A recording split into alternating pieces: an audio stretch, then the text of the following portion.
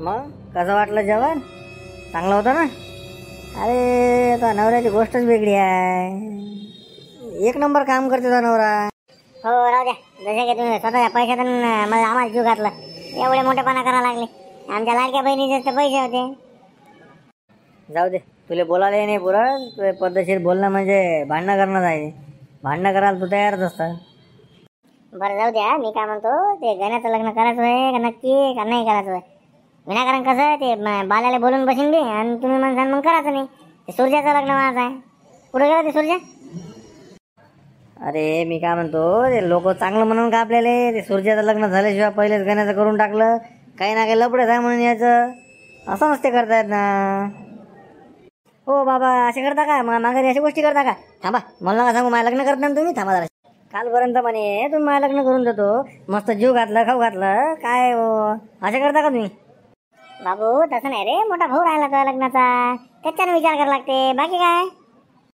आपण ते नाही म्हणते ना, करत नाही म्हणते ना. तुम्ही त्याला जबरदस्ती करायला लागला. ते तवरून नाही त्याला मागं ठेवा लागले तुम्ही.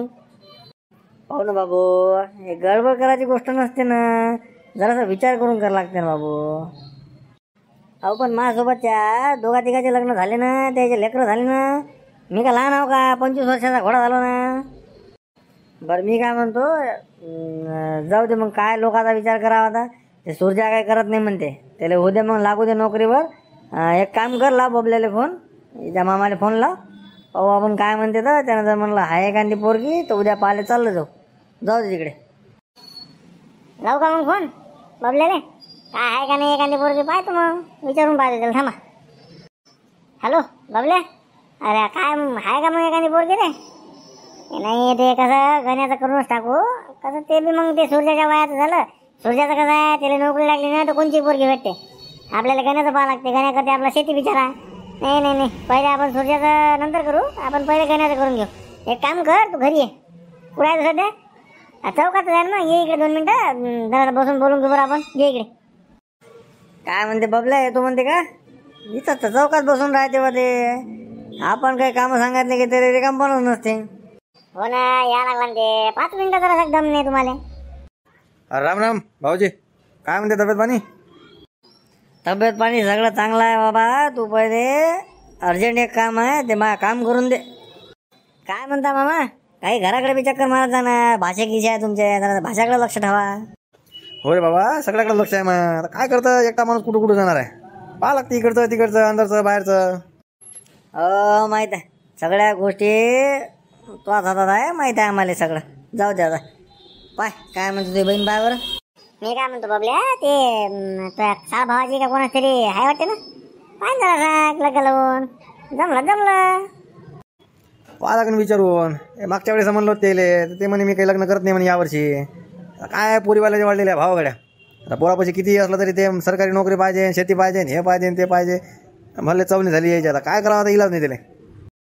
आपल्याजवळ बाबू कमी नाही ना. आपला गण्या कमी आहे का? 25 एकर जमीन आहे ना त्याच्या नावानं. बागायतदार आहे. ठीक आहे, ते सूर्याचा नोकरीचा मांग आहे म्हणून, नाही तर त्याचं पहिले करून टाकलं असतं. पण ते म्हणते मी नोकरी लागल्याशिवाय लग्न करत नाही. त्याला चांगली पोरगी भेटते नोकरी लागली की. बरं आहे म्हणा त्याचं बी. जाऊ दे, गण्यासाठी पाय कसं आहे, नात्या गोत्यातली असली बरं आहे ते. पाहा लागेल फोन लावून त्याला. थांब फोन लावून पाहतो काय म्हणते. दादा करते नाही करत, फोन लावल्याशिवाय समजणार नाही ना. पाहतो फोन लावून. थांब मामा, ब्लूटूथ त्यालाच मस्त घेतलं, खचकन खाली आलं. जाता ते देऊन दे जा. आता लग्न जुळलं तर पोरीला बोलायला गेला लागेल ना. जाता देऊन दे ते. फोन लावू का नाही आताच सांग. अहो मजा कर लागलो. लावा. जाऊ दे, काही नका ते ब्लूटूथ पाहिजे मी. लावा फोन. काय म्हणते पाहा.